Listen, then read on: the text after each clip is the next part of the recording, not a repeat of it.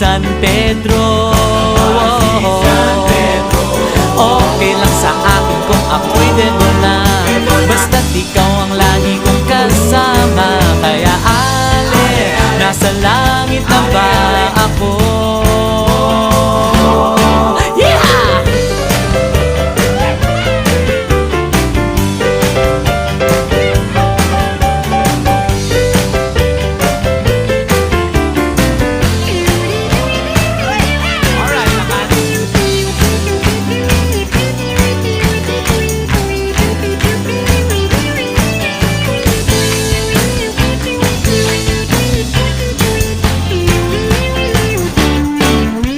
Paglabas ko, niyaya ko na siyang pakasal.